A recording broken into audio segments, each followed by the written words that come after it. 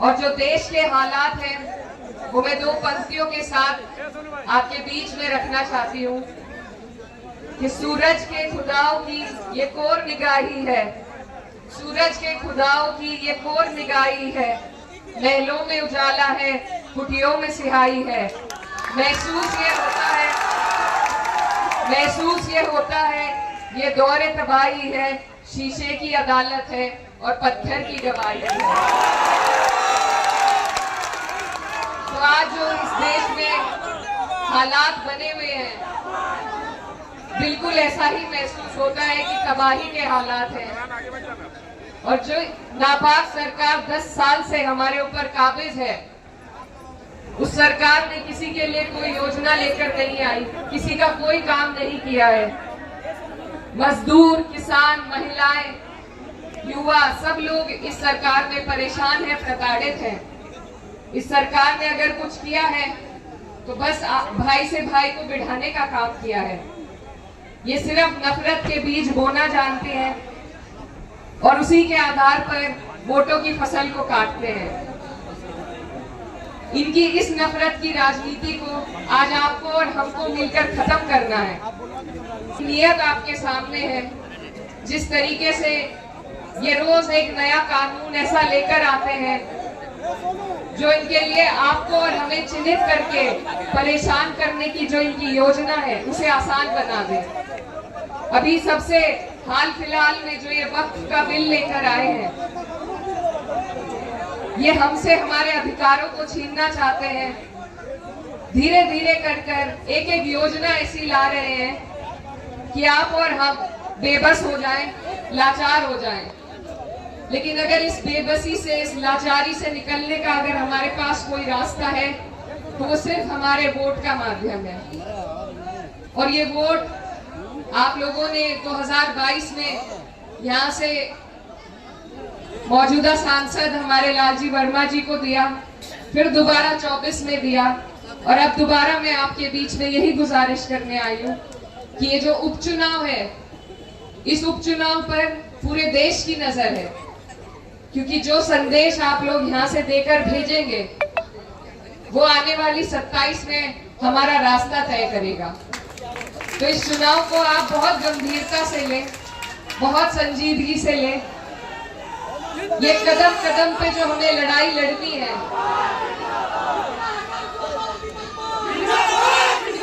कदम कदम पे जो हमारी लड़ाई है, चाहे छोटे से छोटा चुनाव हो, प्रधानी से लेकर जिला पंचायती, विधायकी, सांसदी तक, हर चुनाव में अगर हमने नफरत फैलाने वाली इस तानाशाह सरकार को शिकस्त नहीं दी तो इनके हौसले मजबूत होते रहेंगे और ये इसी तरह के कानून ला लाकर आपको और हमें परेशान करते रहेंगे।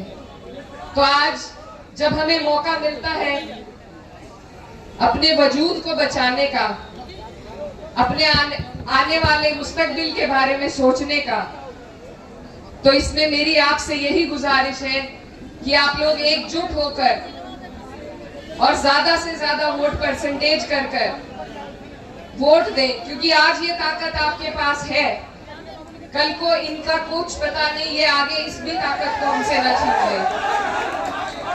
तो इसलिए जब जब आपके पास ये मौका आए, किसी भी सूरत में आए, इन्होंने इतनी नफरत हमारे समाज में बोने का काम किया है कि इसको निकालने के लिए, इसकी जड़ें उखाड़ने के लिए हमें बहुत मेहनत करनी पड़ेगी और बहुत वक्त लग जाएगा। लेकिन जो हमारे मुल्क की खूबसूरती है वो इसी में है कि हमारा भाईचारा बना रहे।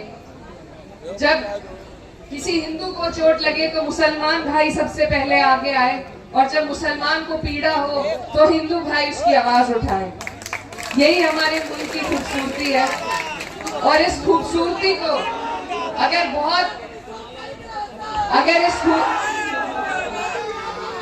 हमारे देश की इस खूबसूरती को अगर कोई पार्टी जिंदा रख रही है और आगे बढ़ा रही है तो वो सिर्फ और सिर्फ समाजवादी पार्टी है।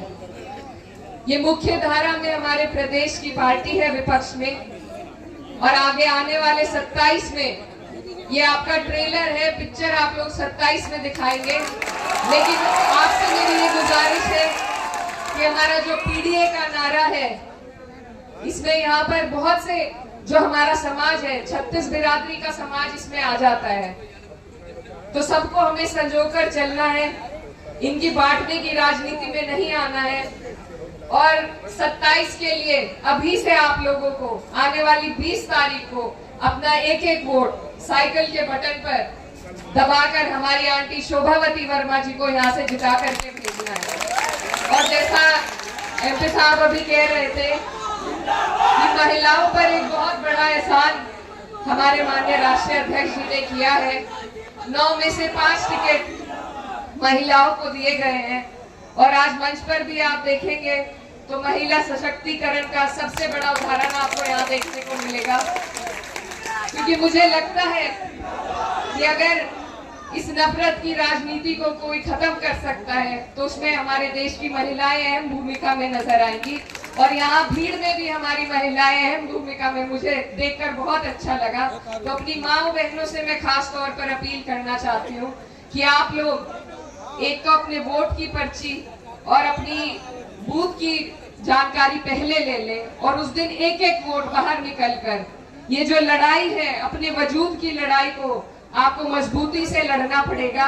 क्योंकि उसूलों पे जब आंच आए तो टकराना जरूरी है और जिंदा हो तो जिंदा नजर आना जरूरी है।